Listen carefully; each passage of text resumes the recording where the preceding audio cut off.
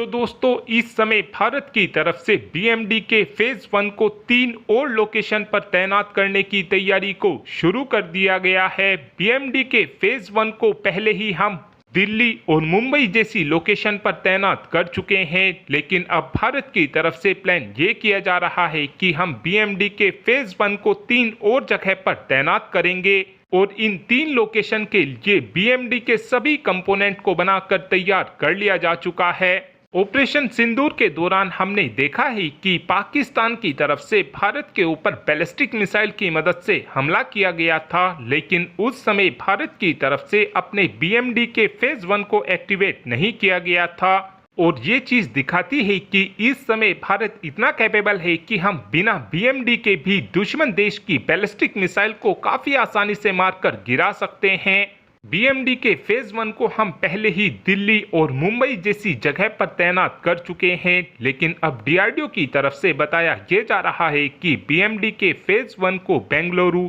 चेन्नई और कोलकाता के अंदर भी तैनात किया जाएगा। इन तीनों ही जगह पर जब बीएमडी को एक्टिवेट किया जाएगा, उसके बाद हमको एक चीज ये अलग देखने को मिलेगी कि इन तीनों ही जगहों के लिए एक सिंगल कमांड पोस्ट को बनाकर तैयार किया जाएगा। यानी हम एक ही लोकेशन से काफी आसानी से 3 अलग अलग लोकेशन के बीएमडी को कंट्रोल कर सकेंगे। साथ में एक अपडेट एक्सएल यूएवी को लेकर भी आया है, जहां पर डीआरडीओ के chief doctor Sameer V Kamat ji की तरफ से ये बात कंफर्म की गई है कि आने वाले 1 से 2 साल के अंदर अंदर ही स्वदेशी एक्सएल यूएवी को हमारी नौसेना को सौंप दिया जाएगा और जो भारत की तरफ से स्वदेशी टेक्नोलॉजी के दम पर ये एक्सएल यूएवी बनाकर तैयार किया जा रहा है। हमारे इस एक्सएल यूएवी का नाम जलकपी होने वाला है और ये 20 टन कैटेगरी का यूएवी होने वाला है। और इस यूएवी की सबसे खास बात यह रहने वाली है कि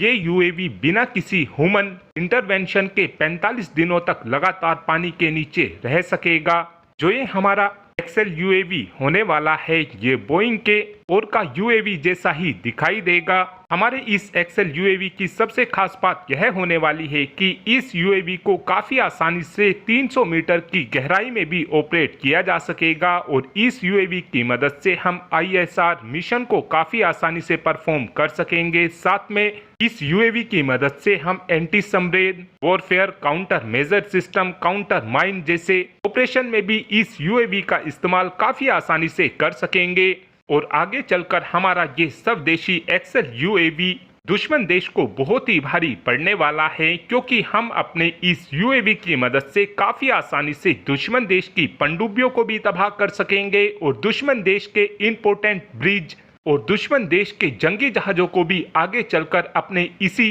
जलकपी की मदद से मारकर